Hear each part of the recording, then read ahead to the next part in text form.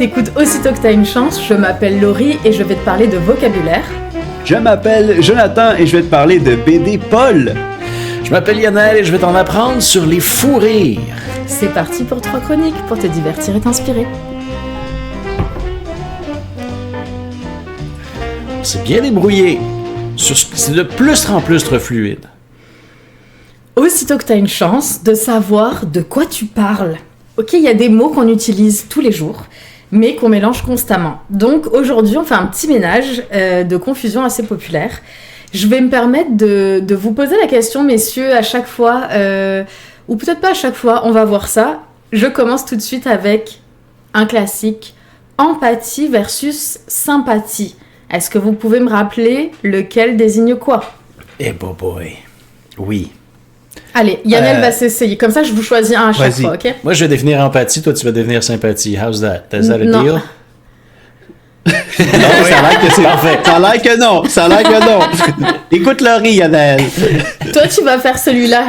Yo, je lui en propose une autre comparaison. Oh, ouais, hey, t'es stocké. Empathie, c'est la capacité de se mettre dans la peau d'autrui ou dans les chaussures d'autrui. C'est moins psychopathe un peu. L'empathie? L'empathie, c'est se mettre à la place de l'autre. Et la sympathie, c'est être capable de reconnaître, c'est ressentir quelque chose pour l'autre. C'est quand même bien dit. Ok. Je te dirais bravo, Yannel. En fait, l'empathie, c'est de comprendre ce que ressent l'autre personne. Mais c'est vrai que ça peut dériver avec... Tu peux comprendre intellectuellement ce que pense l'autre personne, mais tu peux aussi ressentir une résonance émotionnelle de ce que vit l'autre personne. Et c'est là que l'empathie, il y a souvent ces débats à se dire, il y a des gens qui ressentent trop les émotions des autres. La sympathie, c'est exactement ça. C'est plus un sentiment de compassion, de bienveillance envers quelqu'un.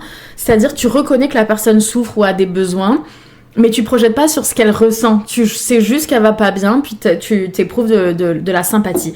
Ça, ce que ça veut dire, c'est que tu peux avoir de l'empathie pour quelqu'un que t'aimes pas, parce que l'empathie, c'est que tu comprends les émotions, puis tu es capable de connecter avec, mais t'as pas de sympathie pour la personne parce que tu ne l'apprécies pas en tant que telle. Donc t'es pas bienveillante particulièrement avec elle. Wow! Est-ce que c'est clair? C'est clair comme Ouais. de l'eau de ruche. Ouais, ben, justement, le dernier exemple, c'était comme, ça vient de rentrer. De faire un petit truc. Ok, ensuite, un autre classique, le stress versus l'anxiété. Joe. Oh! Le stress, c'est un espèce de sentiment que tu vis, pas le fun quand tu es en train de vivre quelque chose sur le moment. Tandis que l'anxiété, non, déjà là, je sens que ça Je va. pense que tu chauffes. L'anxiété, c'est l'anticipation du moment qui te crée une espèce de stress. Ben, en fait, l'anxiété, tu sais, je pense que c'est l'anticipation de qu'est-ce qui va arriver.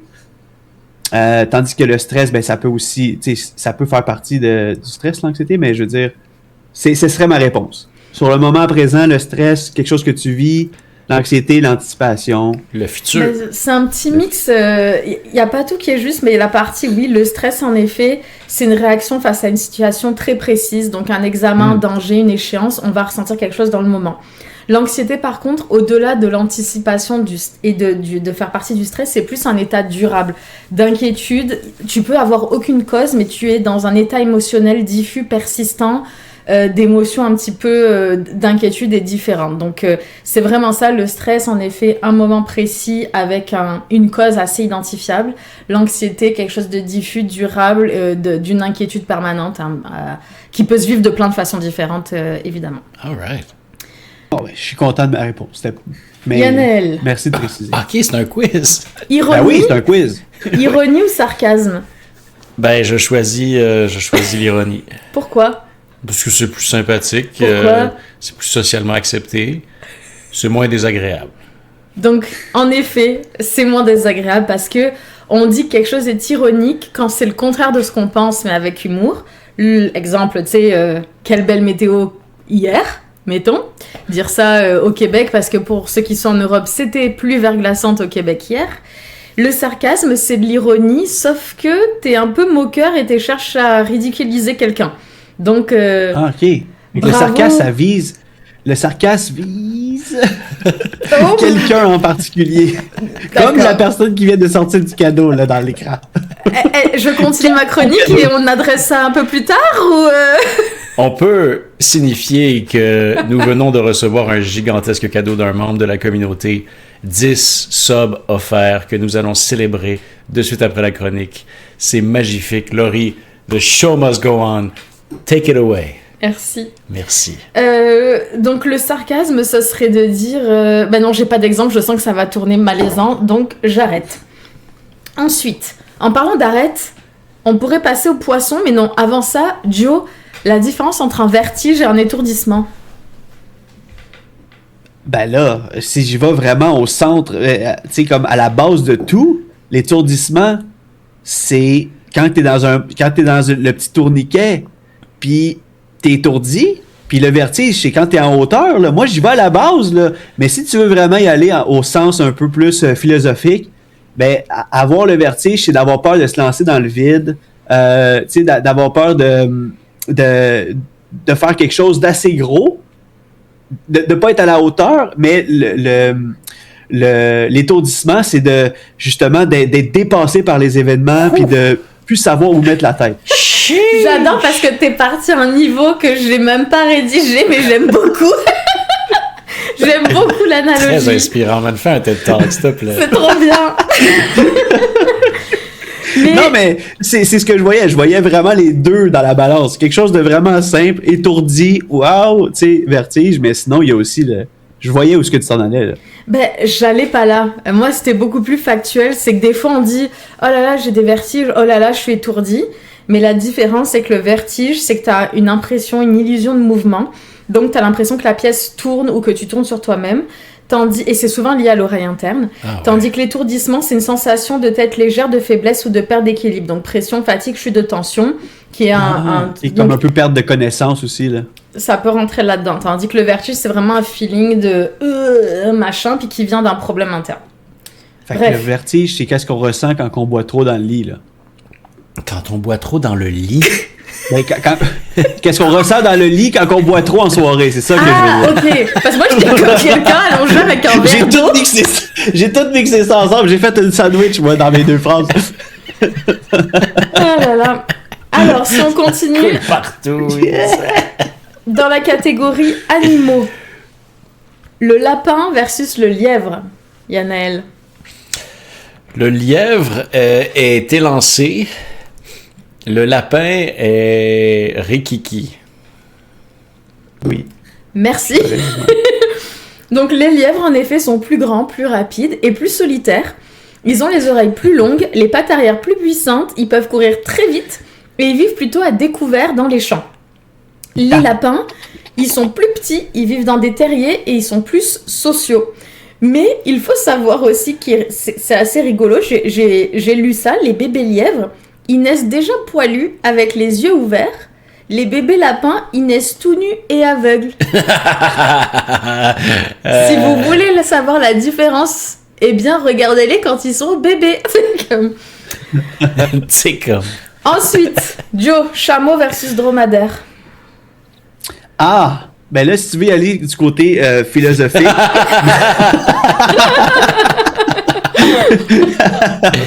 Chameau, 2 bosses, dromadaire, 1 bosse. C'est ça la différence. Oui, tout à fait. Et en complément, donc il faut savoir qu'ils vivent dans des environnements très différents. Donc le dromadaire, en fait, ils vivent dans des déserts chauds d'Afrique et du Moyen-Orient. Tandis que le chameau, il est beaucoup plus dans des déserts froids d'Asie centrale. Donc ça, c'est Mongolie, Chine, Kazakhstan, Iran. Wow. Et eux, ils sont capables d'absorber des températures très extrêmes de moins 40 à 40. Et les bosses, ça contient quoi? De l'eau. Ben non. Hein? De la graisse qui sert de réserve d'énergie. Avant tout, c'est pas de l'eau, c'est de la graisse. Aïe. Je vais te mentir. Toute ma vie. Ouais. Je pensais que c'était une grosse bouteille Stanley, moi, cette affaire-là. Mais il y en a qui l'avaient dans le chat et nous poursuivons. Il nous en reste 2 de grandes catégories. Les poissons. Première catégorie du poisson. Joe, différence entre loup de mer et loup marin.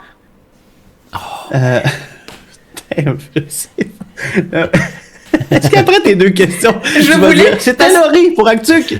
Aussitôt que t'as une Je chance pense de que faire. oui. Je pense que c'est sa chronique. Je pense que c'est Ok, tout. attends. Je vais le tenter quand même. Loup de mer. C'est un animal aquatique nocturne. Non, c'est... J'adore. c'est une espèce de prédateur. OK? Prédateur dans la mer, j'imagine. Et loup marin, je sais pas. C'est la même chose, mais avec pas de poils, tout nu. Tu vas me dire ça, les yeux fermés? Et aveugle. C'est ça. Alors, je me suis permis d'enchaîner avec toi parce que Yannel, vu qu'on a une anecdote en commun là-dessus, il le sait. C'est une confusion très fréquente. Il se passe des choses folles en ce moment dans notre chat, je vous le dis, pour YouTube, pour Facebook. On prendra le temps de remercier tous ces gens-là après la fin de cette chronique. Donc, confusion fréquente surtout au Québec, parce qu'en fait, un loup de mer peut être utilisé, et loup marin aussi. Le loup de mer, c'est le poisson. Donc, ça peut désigner plusieurs espèces. En Europe, ça pourrait être aussi le bar. En Amérique du Nord, il y a d'autres poissons de type bar qui sont utilisés. C'est un poisson osseux qui vit en mer, qui est apprécié en cuisine méditerranéenne, c'est de la chair blanche. Donc, bar et loup de mer sont souvent employés pour désigner la même chose. Le loup marin, lui, au Québec, il désigne le phoque. Donc, les phoques chassés dans l'Atlantique Nord, ce sont des loups marins. Et les pêcheurs, apparemment, les appelaient loups de mer parce qu'ils étaient perçus comme des prédateurs voraces de poissons et entraient en compétition avec des pêcheurs, donc des loups de la mer. Donc, c'est employé un peu pour dire les deux. J'avais pas tort, prédateur. J'étais parti sur quelque chose T'étais dans l'optique de prédation. Ça, c'était... Mais poisson, j'avais pas poisson. Il y en a un deuxième dans la catégorie poisson pour Yannel. Arrête donc, toi. Morue et cabillaud. Je Là- pense qu'on en a parlé il y a pas longtemps en plus. Cabillaud. Camilla Cabillaud? Pounana, Pounana. Non, dis pas C'est ta ça. réponse? C'est pourquoi je peux pas dire ça? Pourquoi c'est vulgaire? Un peu. La morue, c'est ce qu'on fait. On fait du stockfish avec. Recette niçoise. Avec ben des olives, beaucoup trop d'olives. Beaucoup trop d'olives. Et le cabillaud, on en fait du fish and chip. Ben, ça marche quand même, ta réponse. Ce qu'il faut savoir, c'est que morue ou cabillaud, ça désigne en gros des poissons de plusieurs espèces de la même grande famille qui s'appellent les gadiformes. Ça va pas nous aider dans la vie. Mais la morue, c'est en fait le cabillaud. On va commencer par ça. C'est quand le poisson, il est frais, surgelé, poisson blanc, donc oui, dans ton fish and chips, il y a des bonnes chances que ça s'appelle du cabillaud. Ça s'appelle morue quand le poisson il est séché et salé, donc oui, la morue rentre dans la composition du stockfish. En effet, c'est quasiment en fait la même chose à proprement parler, le stockfish et de la morue, mais la recette niçoise du stockfish, c'est du poisson salé avec une recette autour à base de sauce tomate, d'olive, etc. Et le stockfish, en fait, le concept même, ça veut dire des filets de poisson séchés à l'air libre. Donc oui, c'est exactement ça. Et en fait, la France fait la différence entre morue et cabillaud. Mais au Québec, tout est cabillaud, a priori. Et en anglais, on dit cod. Et que tu sois le cabillaud frais, t'es cod. Si t'es de l'huile de foie de morue, t'es du cod liver oil. Donc c'est cod, peu importe. C'est code partout. C'est code partout. Nous terminerons avec des fruits. Non pas une carotte comme légume, mais un fruit. S'il vous plaît, je vous laisserai m'en parler tous les deux, la mandarine versus la clémentine, et je vais vous apprendre des choses sur ces fruits-là, je l'espère. J'ai jamais vraiment pensé à discuter de la différence entre les deux. Eh bien, c'est le moment. Mais la mandarine, c'est pas un peu plus gros que la clémentine? C'est tout ce que je dirais. Yannel, take it away. La tangerine, ça, c'est un hybride entre le tangelo et... Je m'en allais dans des contrées. Mais si on revient dans clémentine et mandarine... Pourquoi tu parles de tangerine? C'est un mélange de pommes et de pamplemousse. Non, mais j'ai... OK, so... Mandarine et clémentine. Oui. Les clémentines, c'est ce qu'on trouve dans les belles petites boîtes en bois en provenance du Maroc, I'm thinking. Et les mandarines sont exclusives à la Côte d'Azur. Ben, mine de rien, t'es pas loin parce qu'aujourd'hui, Non, mais t'es loin, mais ta dernière remarque, la mandarine, ça devient de plus en plus rare d'en trouver. Ah ouais. Et l'Italie fait partie des derniers pays producteurs de mandarines. Ah! Donc, t'es pas très loin. Hello! Mais permettez-moi de finir cette chronique avec justement une petite histoire de la mandarine et de la clémentine. Donc, premièrement, les différences au supermarché en général. En fait, au supermarché, non. La mandarine, elle est beaucoup plus ancienne, on va y revenir. Mais c'est surtout qu'elle est plus parfumée, plus sucrée. En fait, sa chair est parmi les moins acides de tous les agrumes. Je parle toujours de la mandarine. Et elle contient des pépins. La clémentine, c'est un hybride plus récent, qui a presque toujours pas de pépins, qui est en général facile à éplucher. Et elle arrive sur les marchés souvent un mois avant la mandarine. Donc, elle arrive plus vers octobre. Mais à mon avis... Ça commence, c'est comme l'histoire des kakis, c'est censé arriver en décembre, il y en a encore sur le marché, là, tu sais, on peut plus trop se fier aux dates, à mon avis. C'est ça, exact. Mais, donc, la mandarine, elle est originaire d'Asie du Sud-Est, principalement de Chine et d'Inde, elle est cultivée depuis des millénaires, elle a été introduite en Europe à partir du 19e siècle, et elle doit son nom à la couleur des robes de soie des mandarins, et explication, parce que vous savez, le mandarin aussi, c'est un terme qui est employé pour dire une des langues parlées en Chine. Bien sûr. Ouais. Et en fait, je parle. C'est un nom à propre... Hein? Joe, tu parles le mandarin? Donne-nous un exemple, c'est vrai? s'il te plaît. Je peux dire... Woshu Tsanadaren. Ça veut dire « je suis Canadien ». Et comment on dit Canadien? Tsanadaren. C'est incroyable. Ben, mais non, mais c'est quand même admirable. J'aurais pas pu deviner. Pour vrai? Ben non. Ou si tu dis Woshu Meg Warren, ça veut dire je suis américain. Arrête donc, c'est ça que t'as retenu de tout. Mais non, je veux dire, tu me demandais un exemple, j'ai dit quelque chose que quelqu'un pourrait dire, je peux te dire c'est quoi thé, je peux te dire c'est quoi café, je sais pas, je peux te dire plein d'affaires. Mais c'est fou que t'aies retenu comme je suis américain quand même, parce que tu l'es pas. Oui, exact. Mais en fait, c'est que ça dit l'exemple de plusieurs pays. Donc, tu sais, je sais américain, je sais chinois, puis canadien.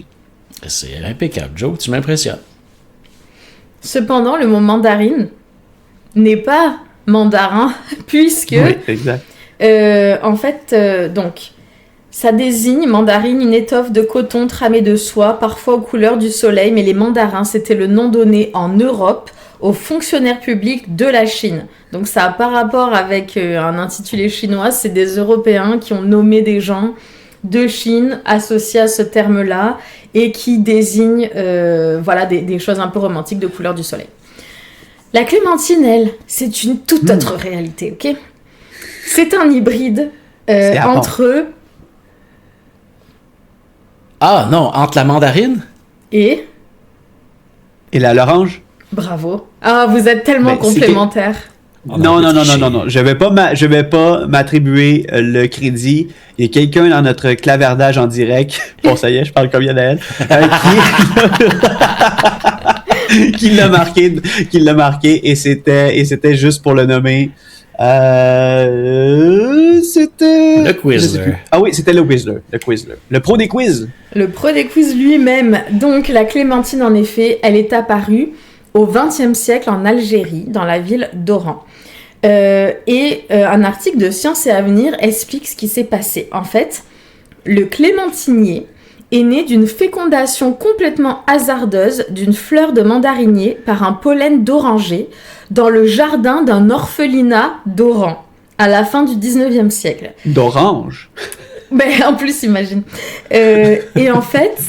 C'est le père Clément, donc, qui s'occupait de l'orphelinat. Non, arrête, là! Qui était un moine responsable du jardin, qui a semé des pépins de mandarinier et qui a découvert qu'une des graines avait généré un arbre qui portait des fruits différents de la mandarine. Et donc, ça a généré des discussions. Et en 1903, il y a des savants qui se sont réunis à Alger et qui ont baptisé cet arbre clémentinier et son fruit clémentine en hommage au père Clément. À Clément. Ouais, Et- c'est pas tant une coïncidence. C'est pas une coïncidence, c'est juste- logique. C'est une cause à effet. Logique. Puis ce qui est intéressant, c'est qu'ils disent, c'est que on se dit que alors ça doit être facile de créer des nouvelles espèces de fruits, mais en fait vraiment pas. C'est vraiment particulier que naturellement il y a un croisement entre des espèces qui ait pu fonctionner et en fait ils soupçonnent que les mandariniers, les orangers, la floraison commence en même temps. Ça a attiré beaucoup les abeilles et les bourdons, puis ils ont transporté tout ça, ils les ont développés.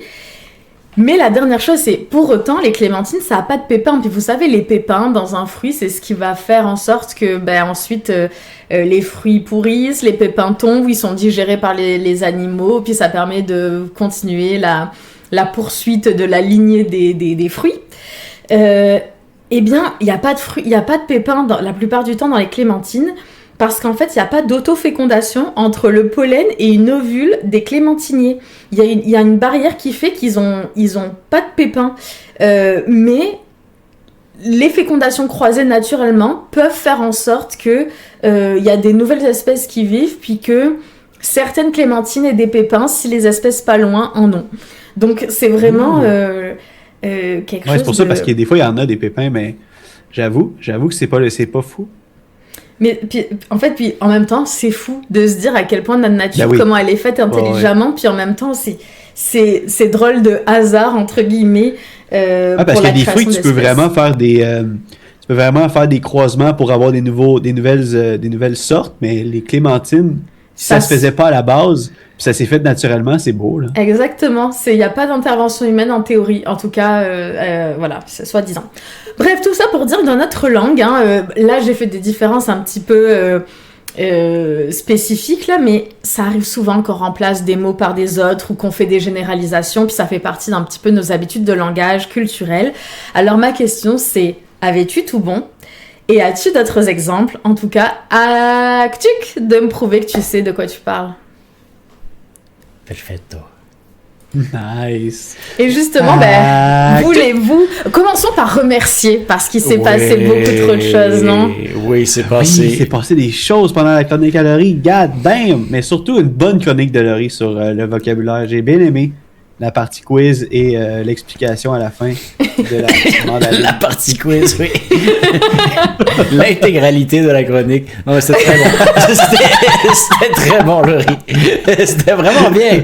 C'était très Ouais, divertissant. applaudissements. Bravo, bravo. Merci, I'm not a Quizler. Aloura, on a eu un sub de la part de Le Sketch. Oui. À ta santé, le sketch, merci. Fête son 47e mois.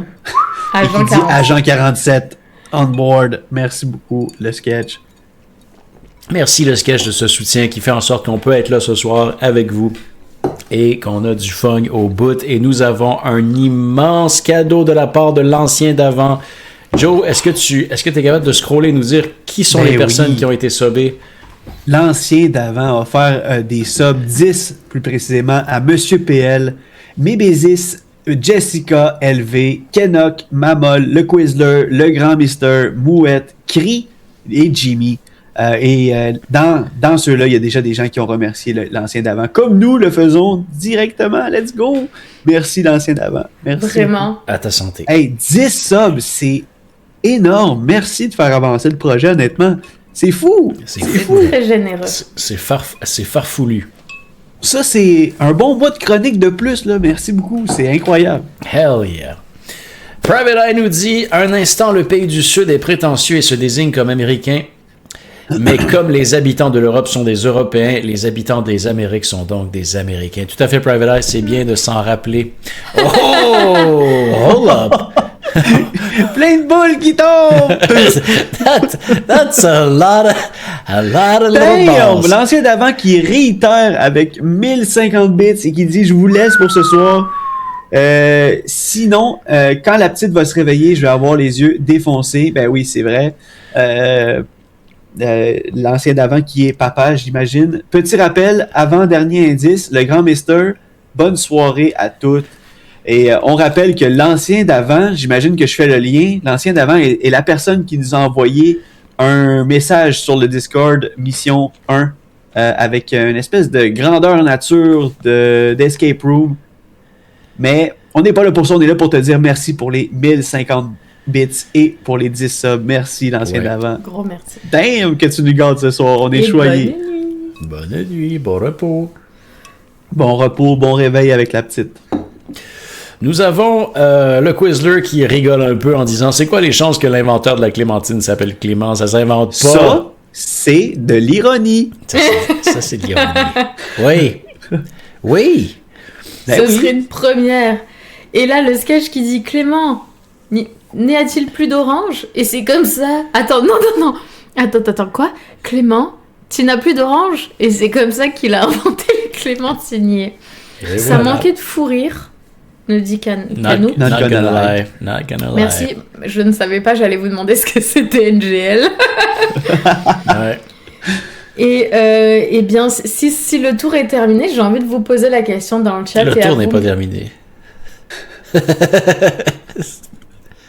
Non, mais il y a plein de beaux commentaires pour toi, Laurie. Je croyais que c'était fini, j'ai pas capté, je t'en prie. Lis-les, j'ai trop parlé.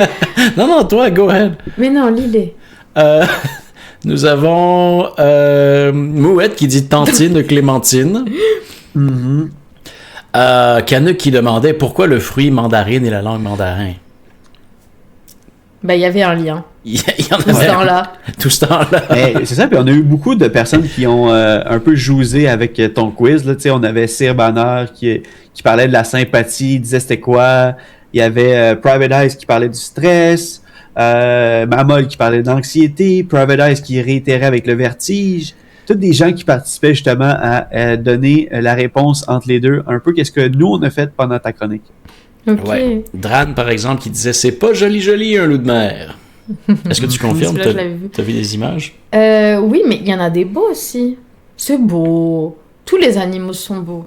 Ah, ben voilà, selon Laurie, la nature. Tous les animaux du monde, tous les animaux sont nos amis. Du lion à la colombe, du renard au Stiti. Yeah, c'est quelque chose, ça. Yeah. C'est quoi déjà? C'est une toune de l'Arche de Noé, là, c'est malade. C'est un truc d'école du dimanche, là. Okay. You had to be there. C'est tellement un club. C'est un club VIP. Un club select d'actuc. Ah, vous êtes... Là, ça c'est mesquin, ça. Ça, c'est quoi, ça? ça, je vais vous le dire, c'est quoi, c'est mesquin. Ben écoute, je pense qu'on a Pourquoi Mamol a crié polygamie dans le chat? C'est la question que j'ai. Pourquoi à Mamol cause a crié... des croisements de... Ouais. Exactement, Coraline la lapine. C'est ça le problème. Laurie ne lit que la pointe de la carotte des commentaires. Ouais, Laurie, elle veut faire sa belle en mettant pas ses lunettes en stream et du coup, elle en capte certains et moins d'autres. Non, mais j'arrive à lire tout, mais ça me fatigue plus vite les yeux. J'ai du mal à... Tu sais, l'astigmatisme, j'ai du mal des fois à capter quelle ligne on en est. Alors, la différence entre l'astigmatisme et le myopisme, selon toi, Laurie? Alors, l'astigmatisme, ça fait que quand je fixe un point, ça a tendance à devenir noir et je vois autour. That's... Oh, really? Ça, c'est scary, plus grave que ça, là. Je veux dire, je l'imagine, puis j'ai comme pas le goût, là. Mais c'est peut-être ça la bonne explication, mais oui, en gros, c'est ça, c'est ça bouge autour, ça aveugle, l'œil, il fait comme un mouvement bizarre. Et il fait un feeling bizarre. Mais peut-être il y a des gens astigmates qui défendraient ça mieux que moi, mais c'est mon souvenir et c'est mon ressenti. Ça fait peur. À chaque fois que j'entends le mot stigmate, mais je sais c'est astigmate, mais stigmate, ça me fait penser à un film sur le... Ouais, c'est ça, exact. Ben, c'est les Da Vinci Code, peut-être. Trous dans les mains, puis... Ouais, mais il y avait vraiment un film qui s'appelait genre Stigmate avec... Stigmata. Tu sais, genre, ça m'a traumatisé ce film-là. Je l'ai écouté ben trop tôt avec des gens de la famille. À l'école du dimanche? Ben oui, c'est bon. You had to be there. Non, mais... Le truc, il vient de plus en plus weird. Non, mais ça m'avait traumatisé, là. Coraline Lalapine qui nous dit « La carotte n'a aussi aucun lien avec le motif carotté étonnant, dit-on. » Hey, c'est vrai, ça? Le Damn. carreau et la carotte. C'est vrai. Ben non, Ouais. un carreau. C'est carotté, on dit ça. Ça n'a aucun rapport avec la carotte. Ça- Mais c'est Peut-être parce EAU que et OTTE. avant- Ah, non, ben, c'est c'est- vous, c'est vous autres qui a un chat qui miaule? Non. Non? OK. C'est tes filles. Carotté. C'est tes filles qui miaulent. non, mais c'est juste parce que c'est drôle. Le rire comme, c'est des filles. Là, je vais attends, c'est vrai? Ouais. Stigmata avec Gabriel Byrne et Patricia Arquette et la best tune de Chumbawamba. Je m'attendais pas à cette fin de phrase-là. Non, moi non plus. Mais c'est ça? C'est-tu ça le film que je parle? Stigmata? Pas mal sûr. Peut-être. Et Mamol qui nous dit polygamie, multifécondation des fruits simultanés. C'est pour ça qu'elle a dit ça. On dirait comme un truc informatique. Multifécondation des fruits simultanés. Tu sais, on dirait quelque chose qui serait dans Fallout. Alors, j'avoue que je te suis pas là. La MFS. La multifécondation des fruits simultanés. Genre Comme un concept comme scientifiquement Ouais. prouvé et qui Genre, est qu'il y a une des standardisé. ventes là. qui était spécialisée en MFS. C'est ça. Ah, ouais. Genre, je me vois dans... c'est quoi Paranoia aussi. Dans notre jeu de Paranoia, je vois ce genre de choses, tu vois. Absolument, tout à fait. Sur ce, avez-vous d'autres exemples du genre, des mots que vous employez pas comme il faut, que vous savez qui vous agacent ou dont vous vous souvenez? Ben, j'ai toujours la misère à différencier roupiller et dormir. C'est tout ça que t'as le goût de faire là? Non. Je suis très énergique. J'ai hâte à ma chronique. Je me suis chugué comme une coupe de... Il me restait du Red Bull dans le frigo. Ah ouais? Ah, Ouais. t'avais pas fini le Red Bull le long soir, là. Tu fous, toi? Hey, la La bonbonne! canisse était juste gigantesque. T'as-tu dormi de la nuit cette journée, ce Je soir-là? me suis roulé d'un bord, je me suis roulé de l'autre bord. Puis... C'était la soirée de l'apocalypse en plus. On parle de mardi soir, là. Ouais, effectivement. Ouais, c'est ça. Mais non, je m'en suis pris. Mais c'est vrai, roupiller et dormir, c'est simple. Ça, c'est des synonymes qu'on appelle. Hein? Ouais. Puis je pense que c'est juste une façon plus familière de le dire, mais moi je pense que je réalisais bondé et blindé. Bondé et blindé, c'est un excellent exemple. Ça, je le fais Pour vrai? souvent, mais quand je suis allée en France, j'ai capté que plein de Français faisaient la même. C'est-à-dire pour dire que quelque part était bondé, donc rempli de monde, on dit c'était blindé ici, alors que blindé, ça veut dire, tu sais, blindé quoi, protégé, machin, Armuré. armuré, tout Nous, on ça. dit rempli d'argent. Là. Quand t'es blindé, ça veut dire que t'es riche. Mais Full of oui, cash, en ouais. France aussi on dit ça, je suis blindé, je suis full of cash, t'as raison. Mais blindé employé dans le sens c'était blindé de monde, c'est pas logique, Ok. mais c'est employé Ouais. par beaucoup de gens. Est-ce Mais que bondé, j'avoue. Ouais. Je confonds toujours relou et chelou dans ma tête. tu peux être relou et chelou?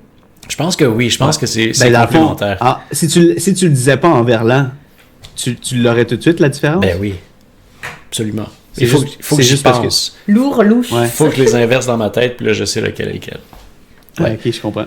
On a Stifler dans la place. Bonjour, bienvenue à toi, qui nous dit coucou, bonsoir de France. Vos accents sont tellement agréables à écouter. Ben merci bien. Oh, let's go. Let's go. C'est agréable, ça. C'est sympathique. Vous direz que c'est lequel entre nous trois qui a le plus fort accent québécois? Du coup. Du coup, du coup, dit-il, pour se camoufler parmi la foule. C'est un quiz! Et le Quizler qui dit hashtag tellement plus qu'un accent. Ben ouais. Point de sauvegarde nous dit et sinon goupil et renard. What? Je ne sais pas ce qu'est un Je me goût. trompe jamais entre les deux. Oh. Ben non, moi non plus, parce que je connaissais pas le mot goupil avant ce soir. Point de sauvegarde. Mon du coup a trompé personne. Donc, Du coup. Renard est le nom du personnage qui est un goupil. Ah, les contes de renard. mais un goupil, je vais googler le goupil parce que ça m'intrigue. Ça m'a perdu. Il y en a un que la dernière fois que ça a été mentionné, c'est au Moyen-Âge. Goupil, c'est Ah ouais, un vieux goupil. terme. Archaïsme, renard. Pourquoi le renard Ouais. s'appelait goupil? Vulpe, terme latin pour désigner un renard. Vulpe? Ah, mais attends! C'est-tu pour ça que le Pokémon s'appelle Vulpix? Ouais. Damn! Il y a un Pokémon de renard qui s'appelle Vulpix? Oui, un Pokémon de feu. La- Et si tu veux, il y a aussi ce mot-là. Vulpiculus. Hey, c'est fou pareil! On en apprend de plus en plus. Avec Vulpiculus. De plus Piculus. Ah, il s'appelle Goopix en français? Damn! Ah, Malade! Tout est dans tout. Tout C'est est comme dans la tout. clémentine, c'est dingue, c'est fou! C'est fou, là, Quel Clément, sujet. là. Voyons donc, Clément, il a appelé ça la clémentine. C'est même pas Hey. lui! T'as une Par orange, Clément. Annelle, appelle ça la Yanaëline. Qu'est-ce qu'on va nommer en ton honneur? Oui. Ben, je vais te le dire, la prochaine chronique, vous allez la nommer en mon honneur si vous le voulez bien. Mais c'est pas toi. J'espère que ce sera une dédicace à moi dans toute ma Oui, splendeur. c'est une dédicace à toi pour que tu puisses enfin lire une BD de Paul. Ah, Paul. Joe, parle-nous de Paul dans 3, 2... Je vais le faire. 1. Merci Julien pour le follow, c'est bien aimable. 3, Julie, 6 x 6. 36. 36, is right. 3, 2, 1. Aussitôt que tu as une chance de lire les romans graphiques de Michel Rabagliati, mettant en vedette son personnage Paul et sa famille. Oui, je vais vous parler de ça aujourd'hui.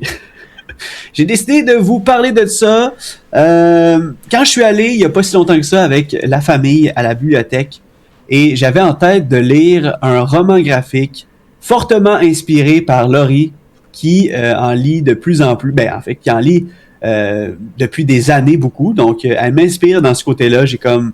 Ça faisait un bout que j'avais le goût d'en lire. Donc, j'avais dans l'idée, je m'en vais me chercher un roman graphique. Et je suis tombé sur Paul dans le Nord, une BD de 184 pages sortie en 2015. J'ai tout de suite accroché sur le style de dessin et je me suis reconnu beaucoup dans le personnage de Paul. Donc, j'ai fait comme, hey, ça m'en prend plus. En plus, ça se passe à Montréal, sur la rive nord. Alors, pour ceux qui sont du coin, eh bien, on se reconnaît dans beaucoup d'endroits. Il y a beaucoup de référents. Ça nous accroche encore plus à la BD. Avant de vous parler un peu plus de la série de 11 tomes, eh bien, laissez-moi vous parler de Michel Rabagliati lui-même, l'auteur derrière tout ça. Michel est né en 1961 dans le quartier Rosemont à Montréal. Michel a une enfance normale, assez normale, classique, est allé à l'école, comme la plupart des gens, est allé à plusieurs collèges et il a même eu un diplôme en graphisme et c'est là que dans les années 80, il était à son compte dans ce domaine et même pendant toutes ces années-là, il était grand fan de BD avec les classiques. Je veux dire, ses préférés, c'était Spirou et Gaston. Gaston Lagaffe, pour moi aussi, c'est tellement quelque chose que j'ai lu quand j'étais jeune. Je pense même que j'étais abonné à un truc que je recevais. Ma mère, tu sais, c'était genre un truc de Spirou. Je sais pas trop, mais j'ai beaucoup lu des Spirou. Vous autres aussi? Ouais, j'étais abonné aussi à un moment donné à quelque chose de Spirou. C'était bien, là. Ah ouais.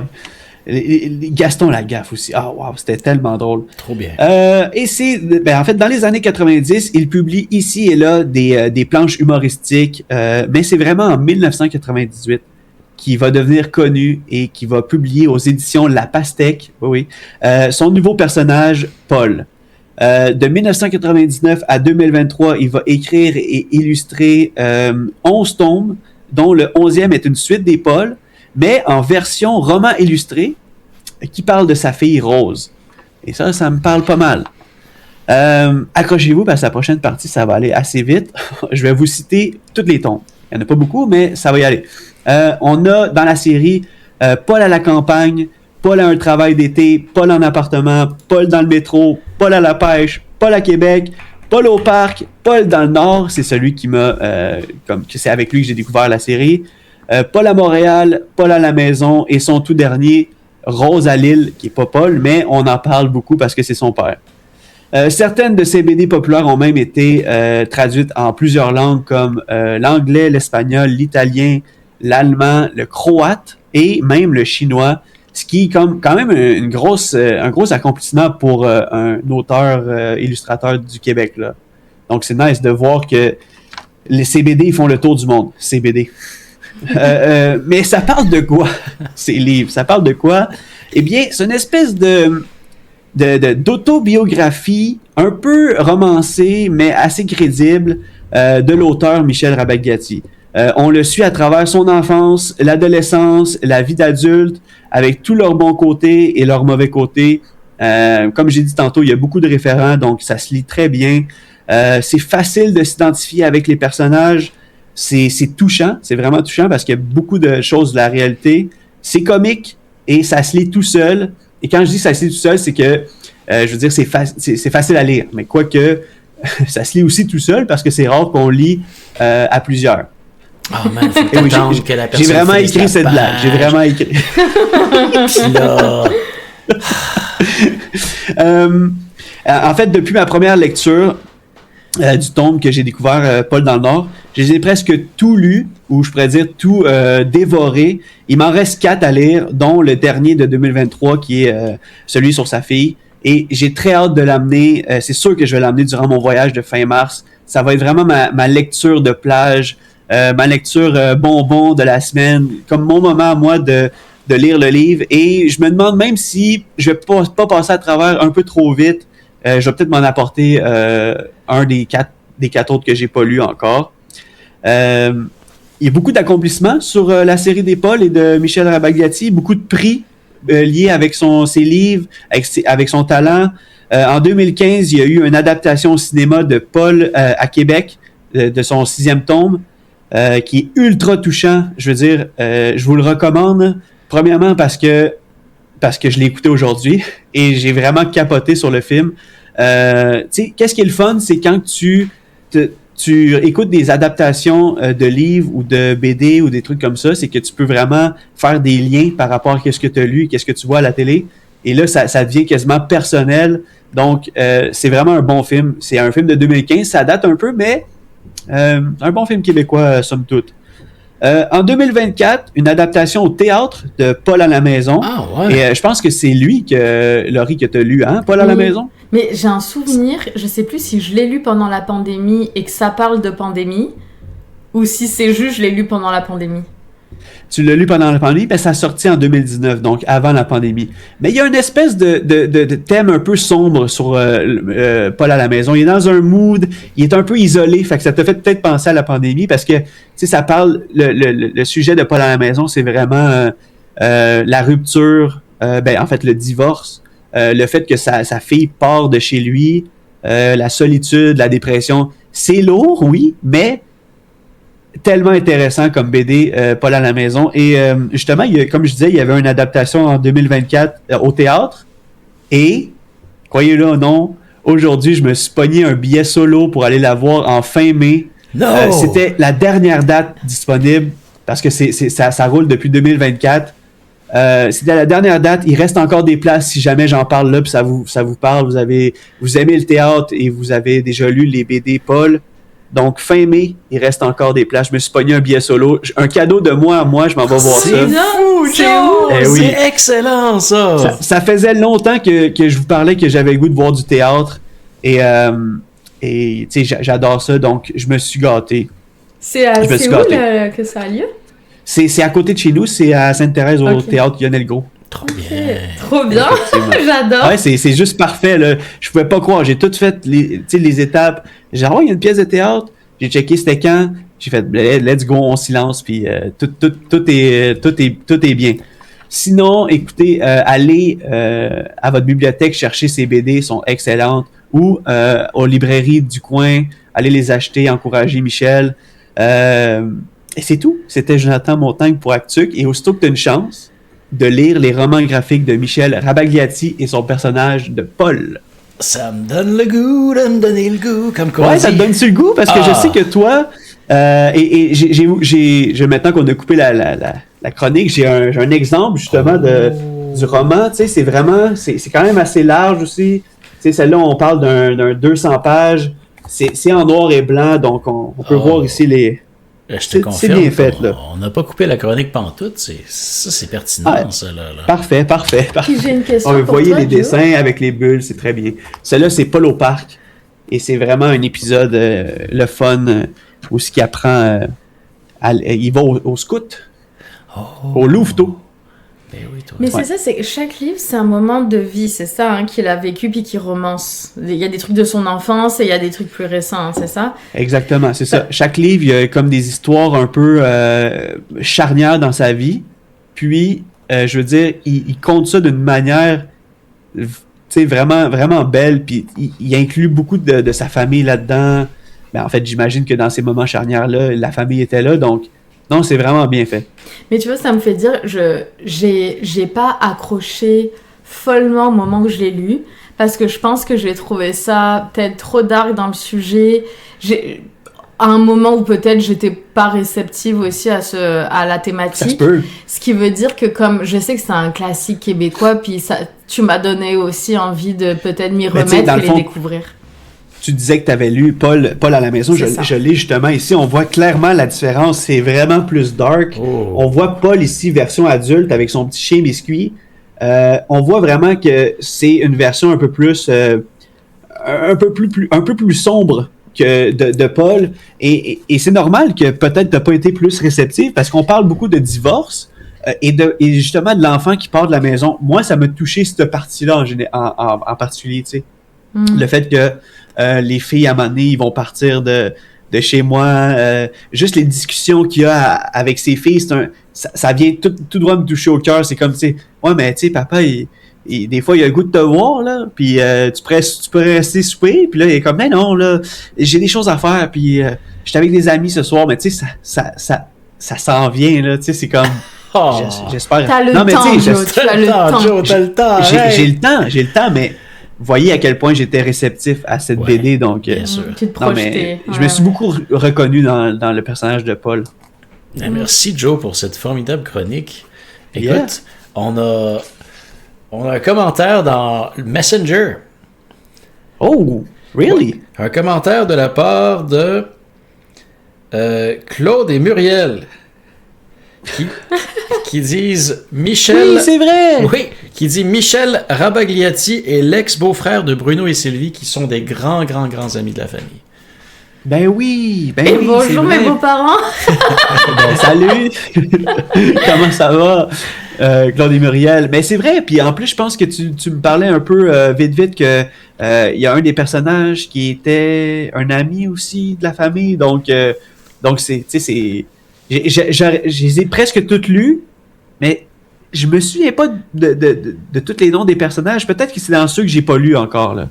Ça se pourrait. Je vais te tenir au jus, Joe. Je vais te tenir au s'il jus. vous plaît. On a Mouette qui demande si c'est au Trident que ça se passe. Non, c'est ça. Il l'a eu. Ça s'est passé au Trident, la pièce de théâtre, on parle, là. Ouais. Et non, maintenant, il reste juste une date qui est fin mai à Lionel Gros. Donc, je vais en voir Paul à la maison et j'ai bien hâte de voir l'adaptation au théâtre. Ça m'a touché, j'ai bien hâte de voir ça. Pour sûr. Et ce même Mouette qui nous dit coup dur quand les enfants quittent la maison. Ah, j'en doute pas. J'en doute pas, honnêtement. Ça vient avec plein de questionnements et plein de réflexions. Ouais. Mouette, c'est ce qui t'est... Est-ce que c'est du vécu de ton côté? Puis, est-ce qu'il y en a d'autres qui ont lu tous les Pauls, comme Joe, qui aiment particulièrement cet univers? Ben, est-ce que vous connaissiez la série de romans graphiques des Pauls? Tu sais, des questions juste simples comme ça. Je sais que Laurie en avait lu un, mais honnêtement, je vous conseille tellement Paul dans le Nord. Je comprends pas à quel point. Je trouve ça cool parce que je l'ai lu dans une liste, dans une top liste de les meilleurs romans graphiques québécois. Ah ouais. Donc, c'est lui que j'ai été avant en premier chercher. Mais Paul dans le Nord est vraiment, vraiment un bon titre.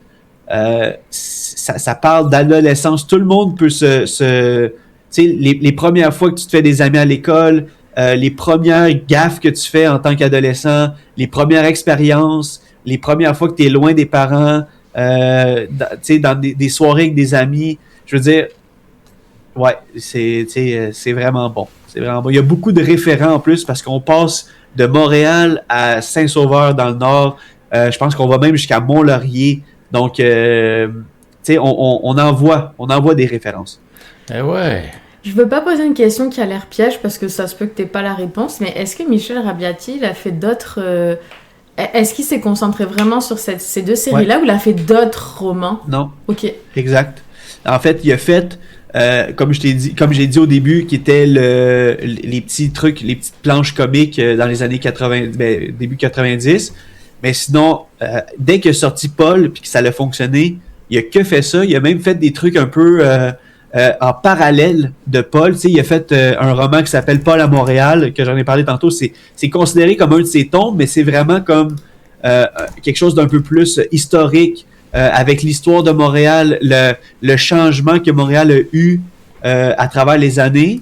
Je l'ai vu, lui. Je l'ai lu. Ouais. Maintenant, j'y pense. Il est même en format italien, italien, je pense qu'on dit. Mais je pense que c'était pour le... Oui, et c'était pour le 375e. Ouais, merci. Exactement, pour le 375e.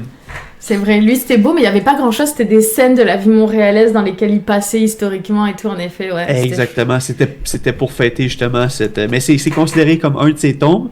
Et maintenant, il s'est concentré justement... je pense qu'il est dans une nouvelle ère là, depuis 2023. Il fait une autre série, qui est comme un peu la suite on dit psychologique? Spirituelle. La suite spirituelle de Paul, qui est Rose, qui est sa fille maintenant, qui est rendue adulte. Parce que j'avoue que peut-être que tu vis un peu moins de choses en étant, rendu âgé. Dis-les. J'ai cherché. Quel cliché, Joe. Quel cliché. Non, mais c'est vrai, non. Mais je veux dire, c'est pas moi qui l'a dit, c'est lui, là. Mais Rose, en fait, c'est comme si sa fille lui raconte des anecdotes et lui, il les met en BD, genre. C'est cool. En fait, Rose à Lille, en particulier, c'est que Rose, il a demandé d'aller faire un week-end en camping avec lui. Pas en camping, un week-end dans un chalet aux îles. Et il raconte un peu ce moment-là dans un roman illustré. Donc, un peu plus un roman avec des petites images ici et là. Très cute. Hey, écoute bien ça, nous avons dans le clavardage sur twitch.tv/actuc, en direct, Paluca qui dit « J'ai lu Paul à Québec, mais ça fait une éternité dans le temps où je travaillais dans le vieux Québec. » Ben oui. Ben oui, peut-être c'est le moment de revisiter. Mais c'est tellement un bon... c'est tellement un... Non, il visite pas beaucoup Québec parce que ça touche... Paul à Québec touche vraiment un sujet délicat. Ça touche le cancer, en fait. Oh. Mais c'est excellent. Honnêtement, là, c'est touchant. Là. C'est pour ça que le film qui va avec, qui est sorti en 2015, on a du Julien Poulin, on a Julie Le Breton, on a l'actrice qui joue Rose, elle est vraiment dans son rôle. Non, c'est vraiment bon. OK. Canouk nous dit « Je connais, mais je n'ai jamais lu, et ça me donne le goût. » Ben, aussitôt que tu as une chance. Des bons romans graphiques. Private Eye n'avait pas entendu parler, Julien n'avait pas entendu parler non plus. Et Mamol nous dit « Vi, je lui ai pas assez accordé d'importance, je traite beaucoup sur la BD européenne, André Franquin en particulier. Je suis graphiste de formation. » André? C'est justement André Franquin qui est la personne derrière Gaston Lagaffe. Ah, merci, j'allais googler savoir qui c'était. Ok. Me connaissant, je vais en acheter une, je vais tout acheter. Aussitôt que t'as une chance. C'était son inspiration, by the way, Mamol.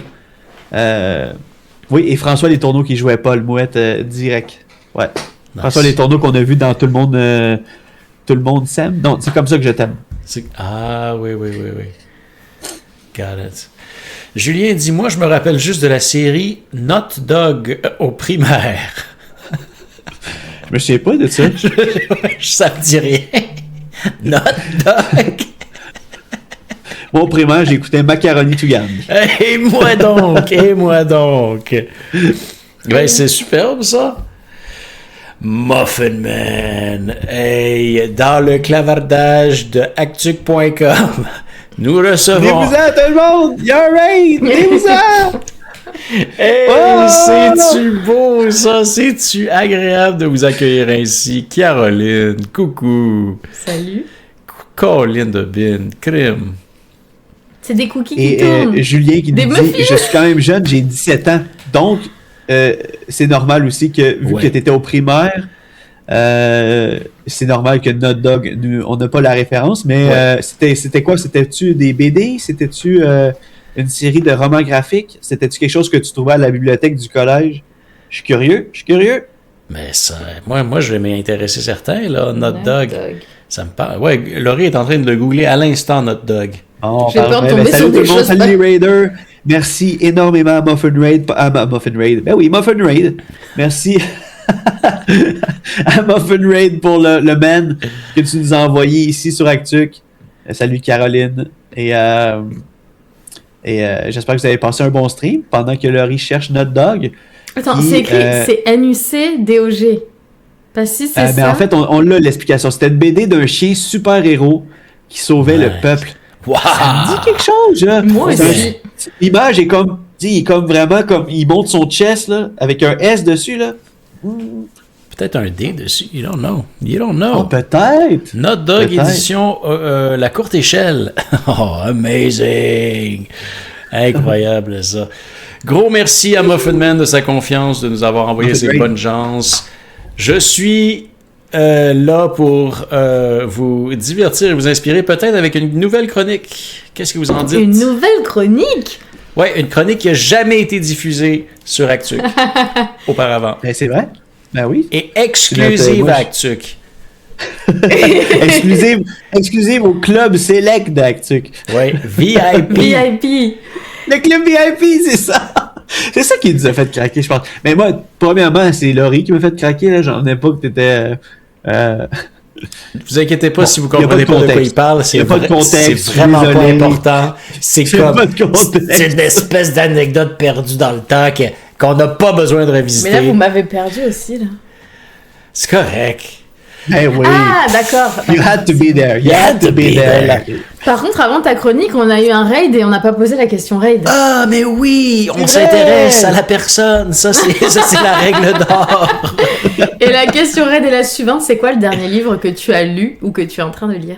Ouais. Muffin Man, on a la question Ray, j'espère que t'es encore là. C'est quoi le dernier livre que t'as lu? C'est vrai. Mais voyons, Laurie! Voyons! C'est quoi ton problème? Non, mais c'est comme si tu mettrais... Mets ta main sur la tête de Laurie dans 3... Attends, 3, 2, 1... Attends, vous l'avez fait? Oh my god! C'était tellement cool! Oh my god, c'était trop cool! Mais attends, vous avez fait la continuité? Parfait! Hey, il faut y clipper ça, quelqu'un, c'était trop malade. Alors, est-ce qu'on a des réponses? Non, on a juste des gens qui sont crampérettes comme nous. Ah, c'était fou! Ben, tant mieux, Je pensais pas que ça allait marcher autant. parce que le sujet de ma chronique, c'est le rire. Est-ce que ça veut dire qu'on débute et au pire on lira la réponse après? Je fais 3, 2, 1. Aussitôt que tu as une chance d'avoir un fou rire. J'aime ce terme, un terme qui n'apparaît qu'en français.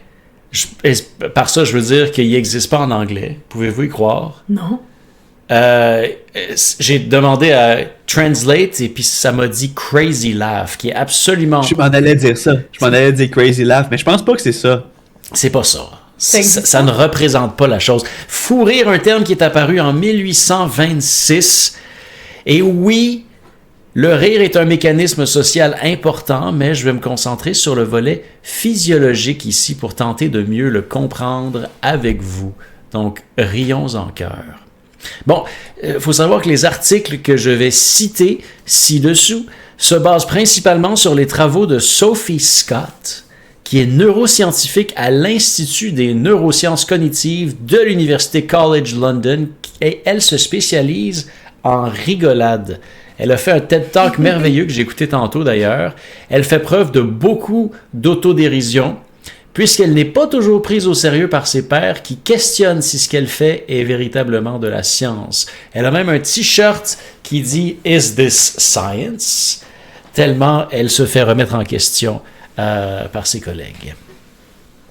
Selon Radio-Canada, en 2020, le fou rire est une réaction intense, incontrôlable et contagieuse. Oui, tellement contagieuse. Tellement contagieuse. C'est souvent déclenché par une émotion positive ou une fatigue extrême. On va se le dire, là. Ou un effet de boule de neige. Un effet de boule de neige. Par exemple, la gestion du stress peut provoquer un fou rire. Ben oui, on a l'exemple parfait. Il y a des gens qui ont des fous rires monstres dans des funérailles. Dans des funérailles, ça a été nommé upright. Bon, faut pas confondre rire nerveux et fou rire, hein?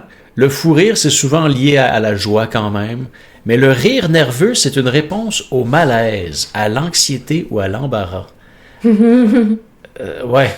Donc, c'est pas... Tu sais, des fois, tu t'engueules avec quelqu'un, tu sais, je sais pas, là. Je sais pas avec qui, là.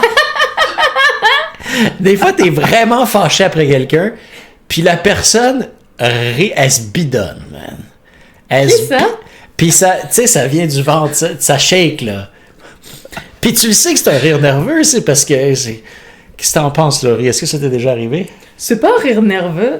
C'est un fou rire. Non, Non, mais je peux même le comprendre, moi aussi, avec mes enfants, là. Des fois, ça fait ça, là. T'es pas supposé, t'es en train de faire de la discipline, puis tout d'un coup, la discipline s'arrête avec un envie de fou rire, mais tu veux pas montrer que... Tu sais, tu veux continuer à être... Mais c'est ça. Mais moi, c'est pareil, tu sais, je veux instaurer de la discipline, et puis... Le fou rire. On va revenir au fou rire qui, quant à lui, ne peut pas être déclenché intentionnellement. Ce qui le rend très, très difficile à étudier, scientifiquement parlant. Ouais, c'est vrai, ça. Ben oui, parce que comment tu veux étudier quelque chose que c'est spontané? Ouais, c'est spontané, là. C'est spontané, tu peux pas le déclencher. C'est comme le viral. Une vidéo virale. Tu peux pas créer une vidéo virale. Ça devient virale. Puis tu sais pas pourquoi. Ouais. Bon, même concept. Le fou rire est démesuré, disproportionné et on ne le maîtrise pas. J'ai une parenthèse. Est-ce que cette chronique est une position extrêmement défensive de justification sur le stream précédent? Oui. D'accord.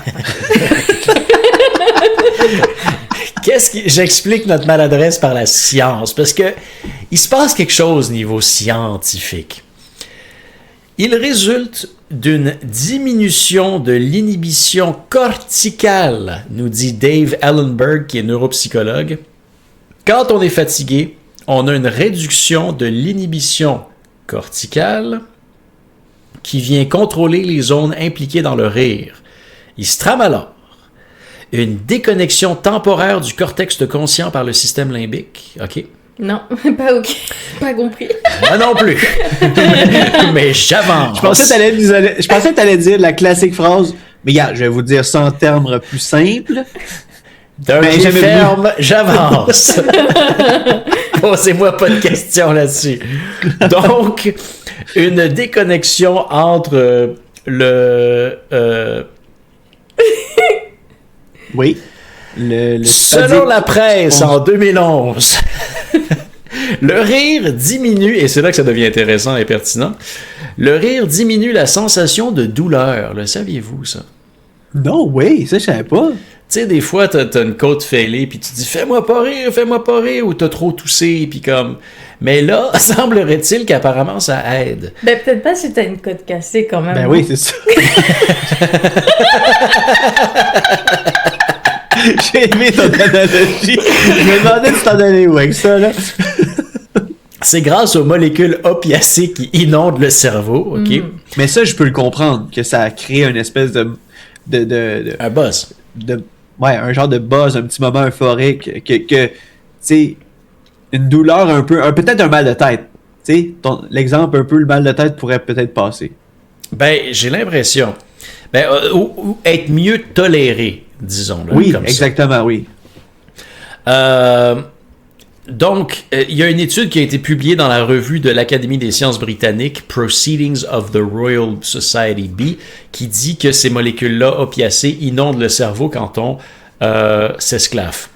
Est-ce que c'est B comme dans abeille? C'est B comme dans la lettre, un grand B. Ouais. Je trouvais ça cute. Ouais, c'est très mignon. Il y a des chercheurs, donc, qui ont dû se pencher sur le sujet, et c'est là que ça se corse. Ils ont provoqué un grand froid sur leurs volontaires grâce à un manchon pour rafraîchir le vin. OK. Tch. Puis, ils ont montré du Mr. Bean à certains des volontaires, puis ils ont montré une émission de golf aux autres. OK. Ceux qui avaient écouté le Mr. Bean avaient une tolérance avantagée à la douleur. D'accord? Ceux qui s'étaient bien amusés devant Qu'est-ce que vous comprenez pas? Oui. Ouais, Donc, c'est ouais, arrivé mais avant. je t'écoute, je suis curieux de l'exemple, là, je t'écoute, Ouais. moi. Puis le froid est arrivé après la diffusion des vidéos, pas avant. Avant. De ce que j'ai compris, c'était pendant. Ok, ça pendant, ferait bon. du sens, parce que le froid, ça part vite. Ouais. Un quart d'heure de rire bien franc suffit pour augmenter environ 10% la tolérance à la douleur d'après l'étude. Which is a Mais lot. qu'est-ce qui est de la douleur? Le froid? Le froid. Ouais, le froid crée un inconfort, right? Peut-être qu'ils te mettent un Ben, coup oui, de je- manchon froid, Non, mais je comprends, sauf que ça crée pas non plus de la chaleur. Tu dépenses pas de l'énergie, ton cœur bat pas plus vite. C'est peut-être pour ça que tu peux résister plus au froid. Parce c'est que t'as ça plus la chaud. déconnexion temporaire du cortex conscient par le système limbique, c'est ce dont tu parles, je pense. Fait que toi, Non, mais je ton hypothèse, comprends là, l'hypothèse, ouais. c'est qu'en s'amusant, les gens sont plus essoufflés. Ben, Puis- c'est pas le classique que quand tu ris beaucoup, beaucoup, une des phrases que tu dis, c'est « Oh mon Dieu, j'ai chaud! » Tu sais, non, mais avoue que le monde dit ça. C'est Fait que vrai. je me dis, est-ce que c'est vraiment la tolérance à la douleur au froid ou c'est juste que t'as plus chaud en général? Parce que tu ris. Mais bon, Non, c'est que le ice pack génère comme une forme de douleur, si tu veux. C'est ok, c'est collé sur c'est une collé partie sur du la corps. peau. Oui, oui. Ah, ok. ok. Moi, je pensais qu'il était dans une pièce au froid, comme genre une espèce de coup Non. de froid dans une Et moi, je pièce. pensais qu'on leur avait fait un bout avec un truc de fer froid. Non! Ils ont pris, tu sais, là, les espèces de buckets, là, que tu gèles puis tu mets ton rosé dedans. Ok, fait qu'ils l'ont mis comme sur le bras Ils ou l'ont sur mis la sur jambe. le bras, Dans le cou. quelque part. Puis Ok. à certains, ils faisaient écouter du Rowan Atkinson à la piscine. Puis à Ouais. d'autres, comme le Grand Tour 18 trous. Là. Le Moi, aucun PGA des Tour. deux, Ouais, n'aurait c'est ça. marché, je pense. Pardon? Aucun des deux n'aurait marché sur moi. Je suis pas une grande fan de Mr Bean. Ben, tu peux sortir aussi. Il me Tu peux dire, stresse. tu peux ne pas appliquer pour ce test.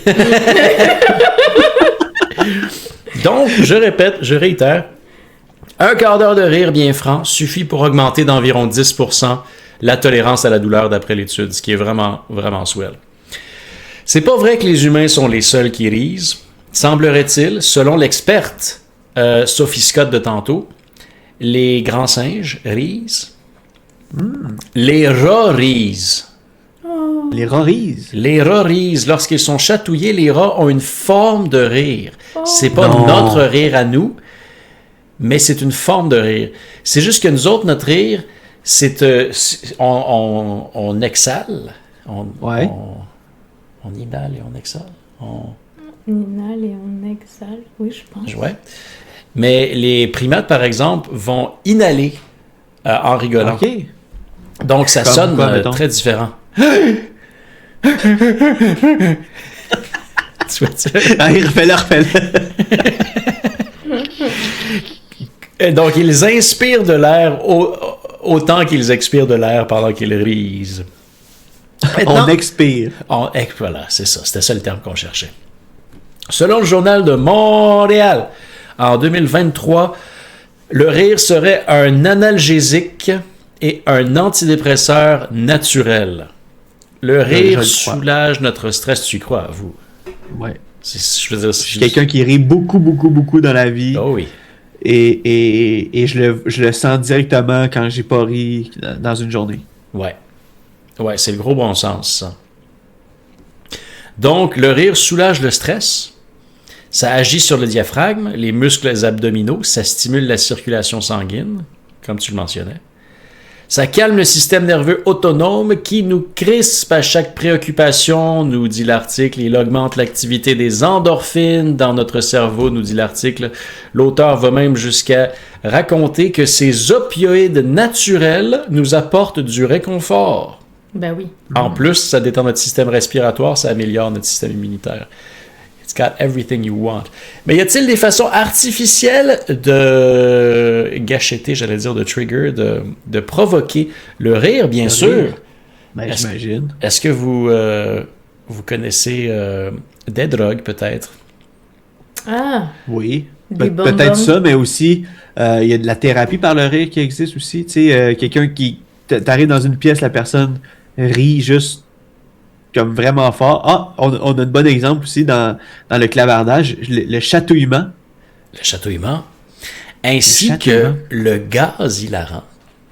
Oui, c'est vrai. Ça existe. On oublie tout le temps que ça existe parce que ça a l'air d'être une affaire de BD, mais en fait, ça existe pour vrai. Mais on est d'accord J'aimerais que ça c'est comme l'essayer. c'est pas légal. Ben, ça a été utilisé en dentisterie pendant des années, je crois. Mais comment tu peux soigner des dents si la personne rigole? Ça, c'est la foutue Parce question. qu'elle tes montres. Elle rit tellement qu'elle te montre. Personne est crampé. Parfait. Bouge pas. On appelle ça le protoxyde d'azote au N2O, qui est de la nitro, j'imagine. Ça produit une relaxation et une euphorie en amplifiant les effets de nos molécules de plaisir, la dopamine, les endorphines et le cannabis naturel qui est présent naturellement dans notre cerveau. C'est vrai? That's the truth. Maintenant, il y a des effets ou des instances plus graves concernant le rire.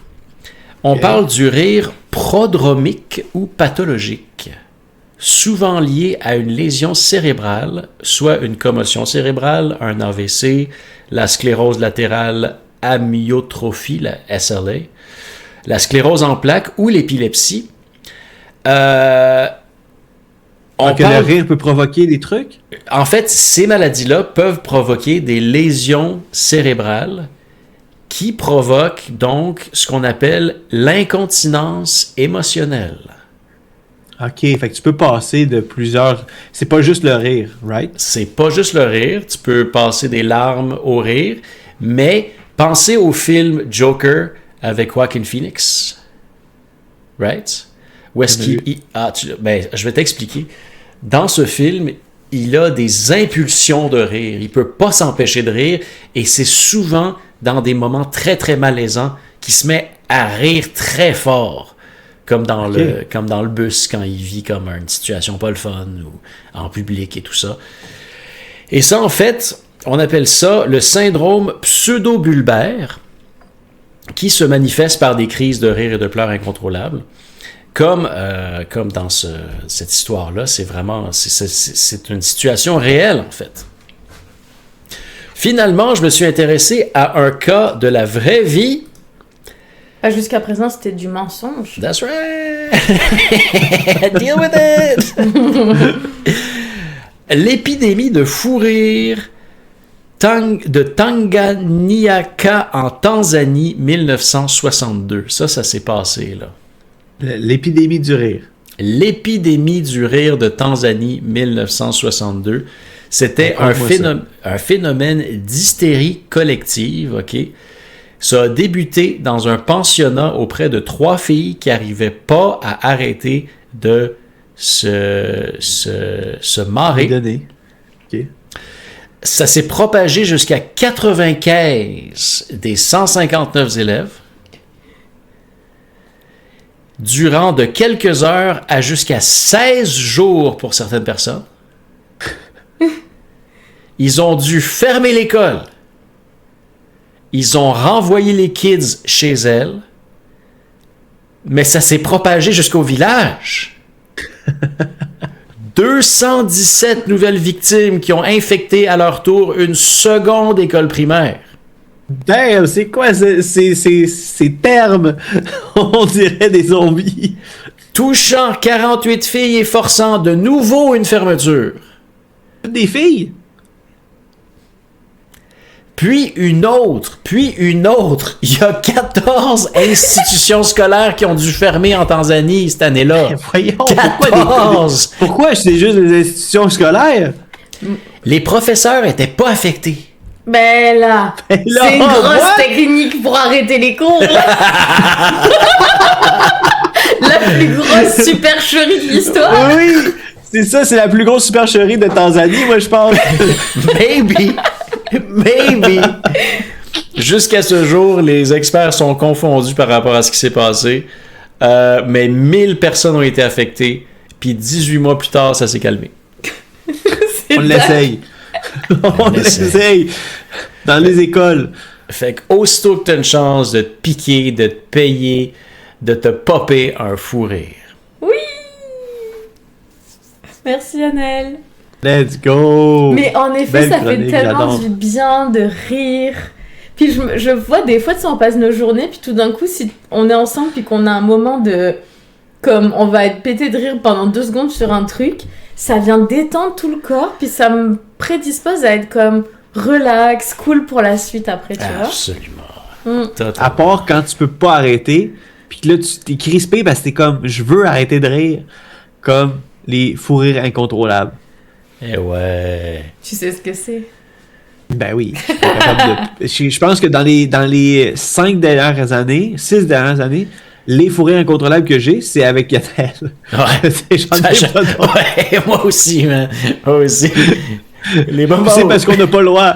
Le moment où j'ai ri le plus fort, je pense, dans les 7 dernières années, c'était quand t'as dit le mot « hamburger » pendant un stream. Et Hamburger. je hurlais de rire. Et moi, je pense que c'était Bruce Willis. Bruce Willis, puis Edwidge. Ah, et Dweedge, là, ben, je hurlais. Ah ouais. Rire, c'est goûter au bonheur, dit Ange. Absolument, Ange, t'as raison. On a très Flicasse dans la place qui dit coucou. Dans Mary Poppins, il s'explique bien qu'on peut s'envoler. Oui! Je me rappelle de ça, c'était une magnifique scène. Julien dit fou rire, genre la main de tantôt. Ouais, c'est un bon Oui, moment. effectivement. Mais c'est pas un... Oui, c'est un fou rire parce tu sais, on a ri beaucoup. Mais vraiment, moi, le fou rire, tu sais, comme si je peux mettre une explication sur le fou rire, selon moi, c'est vraiment celui comme incontrôlable. Vraiment celui que tu pouffes de rire, que tu ris comme à n'en sciller, là. Tu sais, Ça. Ah non, m'en reviens un petit Mais- peu, là. un peu, oui, c'est ça. Ouais. Ben, je vais lire les commentaires depuis le début, Joe. Ben oui. Ben, il y a aussi Mamol qui disait que quoi, Joe? T'as pas vu Joker? Non, j'ai pas vu Joker. Je suis désolé. C'est quand même... c'est quelque chose. C'est pas un film que j'ai adoré, là, mais c'est quelque chose. Ouais. Aloura, il y a beaucoup de commentaires, ma foi, je sais pas par Ben où oui, commencer. vraiment. C'est pas un rire nerveux, je ris de toi, dit Canuck. Oui, c'est ça le message. C'est ça.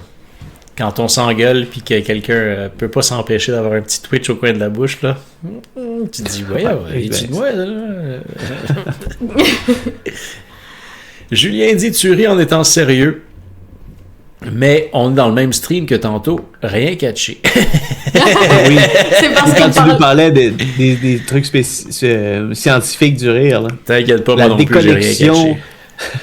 La déconnexion une réduction de l'inhibition corticale. Effectivement. Et la déconnexion Oui, temporaire monsieur. du cortex conscient par le système limbique. Yeah, all that. C'est ça. Système limbique. Yep. Remplacer l'épidural par un Mr. Bean, certain, mouette, c'est de même que ça se passe. Julien dit, t'as plus trop chaud quand tu ris, il y a du monde qui vire tout rouge en riant, c'est vrai, ça c'est officiel.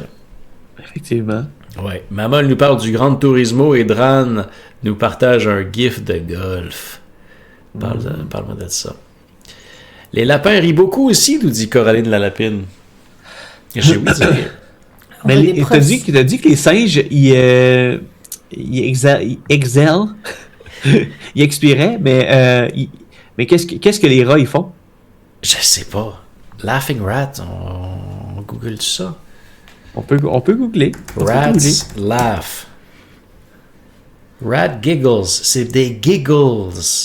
Ok, il y a un rat qui se fait chatouiller sur YouTube. Mais on peut mettre wide ou rat gig. Enfin, dans le sens, est-ce qu'on est sûr c'est plaisant pour eux? Est-ce que les rats aiment se faire chatouiller? Là est la question. Parce que peut-être, tu sais que c'est comme toi quand je fais. Ah, veux-tu bien?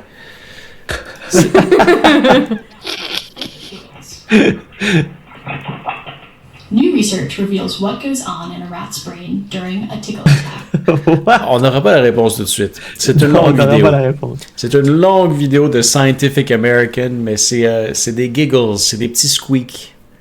Ah oui, Comme on peut je s'imaginer. l'imagine en fait. Ouais. Le quizzer qui nous dit « Et que dire de celle du Québec provoquée par 3 streamers, les fous rires? Que dire de ces fous rires? » Et C'est ouais, incroyable. c'est bien connu ça. Le quizzer qui nous dit aussi de qui rit le rat et qui rit du rat. Ce qui me fait penser que j'ai ramené de France un truc pour Ah vous. ouais? Il va Bon, me tuer, ah ouais, c'est Yannel. quoi? J'ai ramené des exercices de mon cours de théâtre de quand j'étais jeune, mais avec il y a plein de pages d'exercices Des manche-mots, là. d'édiction. Ouais, c'est ça. Oh, on pourrait se faire ça au début des streams, ça serait C'est pas le pire. fun. ça. Petit défi pour nous aider. Ouais. Ouais.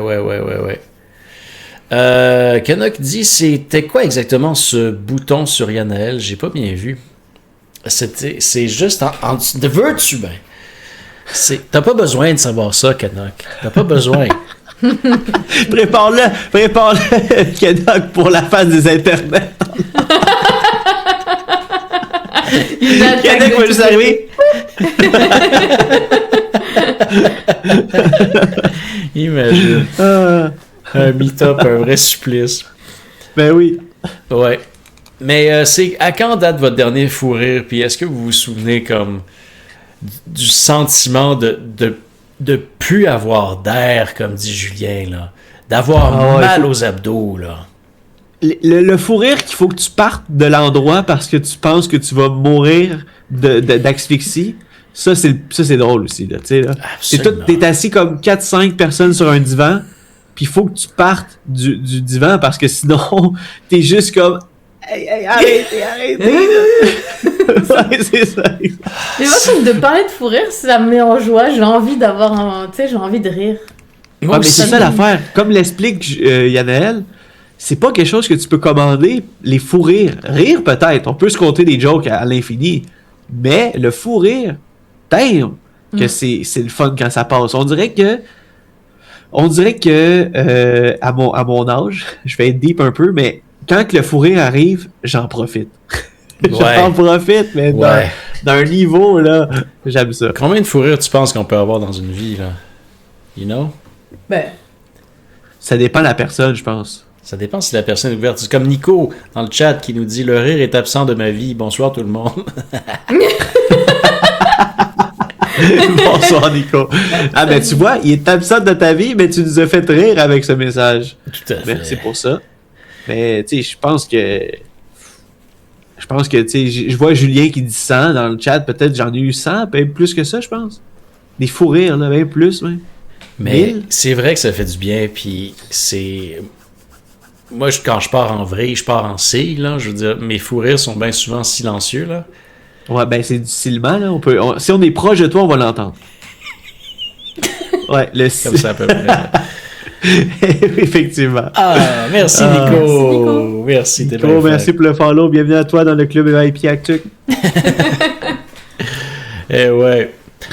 Bienvenue à toi sur Actu. Mais c'est que... C'est ça, les fous rires, c'est souvent contextuel. C'est bien rare que t'aies un fou rire à cause d'une blague, right? Non, c'est ça.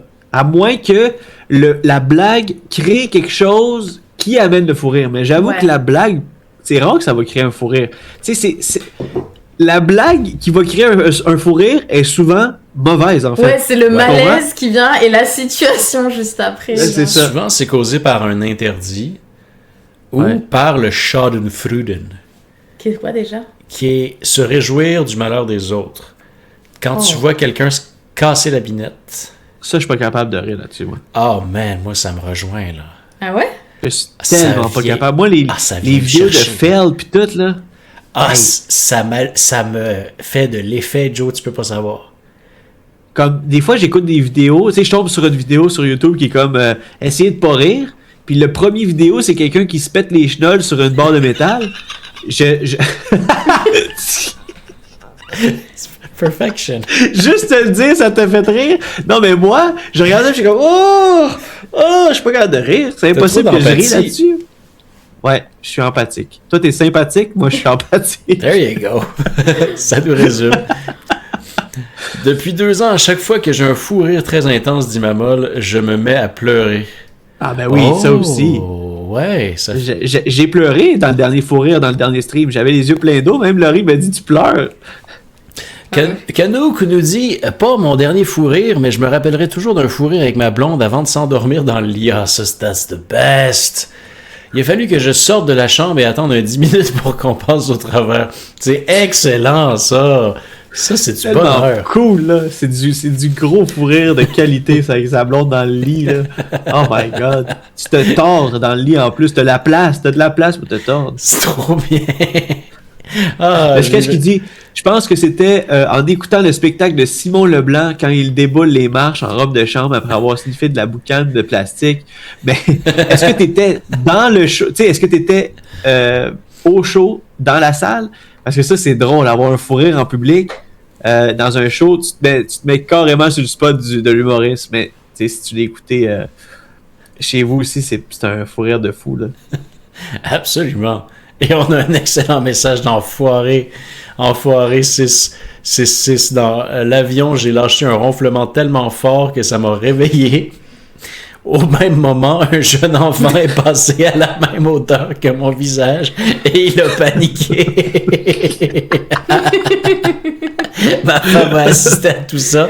Quand on y repense, on manque d'air pendant 5 minutes. Oui, ça, c'est vraiment un qualificatif du fou rire qui me fascine, là. C'est d'être au meilleur, pas au meilleur moment, mais d'être là où ce que tu peux assister à tout ça, là. Justement, ta femme qui voit que tu ronfles, que ça te réveille, que ça fait paniquer un enfant.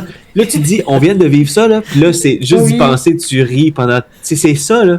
Puis là, je trouve ça drôle de le lire, le truc d'enfoiré, mais souvent, si t'expliques pourquoi tu ris, il y a... La personne à qui tu l'expliques, ça fera pas rire en général. C'est ça. Ouais, puis là, tu dis l'espèce de phrase comme Lionel vient de dire. Fallait être là, pour vrai. Mais c'est vrai que c'est ça, là. Tu veux tellement partager ce moment-là avec tout le monde, t'es comme, hey, j'étais dans l'avion, pis tout. C'est drôle, mais le fou rire que t'as avec ta blonde, ta femme, man, c'est précieux, là. Perfection. On a Mouette qui dit, comme dans Letterkenny, excellente série, quand il dit qu'il pourrait regarder les enfants tomber à vélo toute la journée. I mean, yeah, those who get it, get it. Ça, c'est non.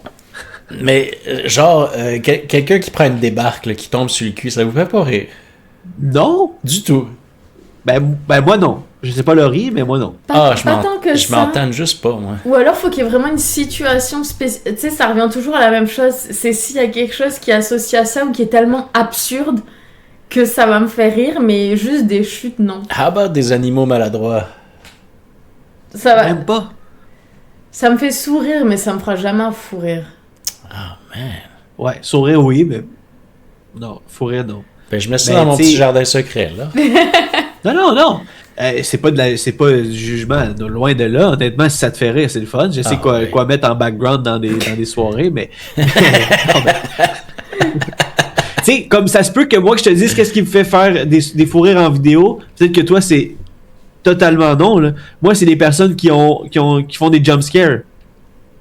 Moi, ça me fait tordre en deux, là. Moi, il y a comme un... ça.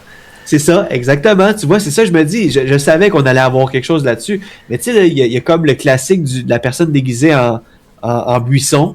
Là, elle bouge pas. Là, la personne marche à côté, puis il est comme... il fait peur. Là, moi, c'est les réactions des gens, ça me fait tordre de rire, là, ça.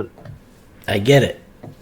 Oui. C'est pas mon cas, mais je comprends. Mais ça répond à ce que tu disais, c'est que c'est des gens dans des contextes vulnérables où on les voit dans leur essence. J'ai pitié d'eux. Je me dis, où je me mets à leur place, puis je me dis, hey, j'aimerais pas ça que ça m'arrive.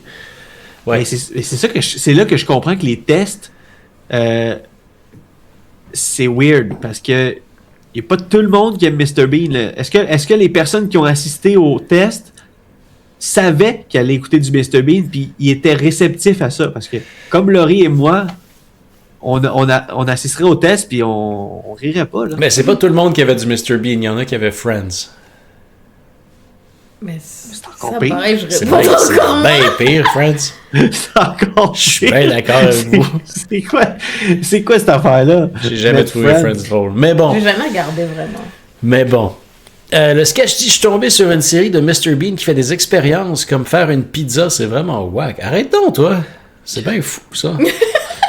Il y a des bons moments de Mr. Bean, honnêtement. Mais tu sais, il faut que ça soit un moment qui te touche ou qui fait rappeler à quelque chose, qui touche une corde sensible. Là, Ah, Mr. Bean, il rejoint mon funny bone. Ouais. Oh, ouais, il me chatouille. Moi, quand on l'a regardé la dernière fois, il y a des bouts, je commençais à vouloir sourire, ou comme tu dis, des situations. Mais globalement, je vis une boule dans mon ventre pas d'anxiété, de stress. À le regarder aller, j'ai envie juste d'éteindre la télé parce que c'est too much. Genre, il me stresse. Ben, c'est ça. Moi aussi, je pense que des fois, c'est too much, Mr. Bean. Mais il y a un moment, mettons, dans un épisode ou tout, que il arrive à me faire décrocher. Tu sais, c'est too much, puis à un moment donné, il fait un petit son ou un petit mouvement qui me fait comme aïe, là, il est con, là, mais il est con, là. Puis là, je pars. Mais, tu sais, avant ça, là, je suis comme, ah, come on, pourquoi il est aussi malaisant? Pourquoi il fait ça aux gens, proches des gens? Comme, tu sais. Mouette a raison de dire Rowan Atkinson est à son meilleur dans Black Adder. Bien d'accord avec toi. There once was a little sausage named Balric. Pour un fou rire, dit le Quizler, ça prend l'effet de surprise dans mon cas et l'absurde. Ah, c'est oui, moi aussi. Ouais, et JQSH, salut, genre la tête dans la dinde, un grand classique de Mr. Bean. Oui. Mais j'ai pas eu de fou rire. J'ai eu du plaisir, mais j'ai pas eu de fou rire. Ah, moi j'aime bien ça. Julien demande, Laurie, bois-tu de l'alcool? Genre, quand à voir son liquide c'est de la rouge. bière, Julien. C'est ça, c'est une bière québécoise que j'adore qui s'appelle... Joey Héroux. C'est Joey Héroux. Et c'est une bière, en fait, sauvage, qui a été dans des barriques de Black Frankish, mais des fois ça change. Il y a plusieurs éditions. Bref, dans des barriques de vin, de raisin, d'un vignoble à Frélisbourg en Estrie. Et donc, elle est vieillie en barrique, elle est sauvage, levurée, fruitée, rose et bonne. Oui, elle est merveilleuse, cette bière. Elle est parfaite, cette bière. Private Eye a un exemple pour nous, le gars qui dépose sa lettre dans la boîte aux lettres et qu'une main le prend. Faut-tu être patient? C'est le nombre de personnes qui posent des lettres. Faut-tu être patient, tu sais? Quand même. Ouais. Ouais, c'est une bière sauvage. GQSH. Comment est-ce que tu aimerais qu'on prononce ton pseudo d'ailleurs? Parce que moi j'aurais pensé à Josh peut-être. Ouais, peut-être Josh. À première vue, Josh, ça aurait été bon, mais Josh. GQ. Ah oui! Let's go! Let's go! Yeah. Ah, bienvenue à toi, Josh. Frélisbourg, ma molle. Frélisbourg. Eh bien, bonne chance. Il est 22h. You know what that means? Oh oui, vous savez ce que ça veut dire. Ciao!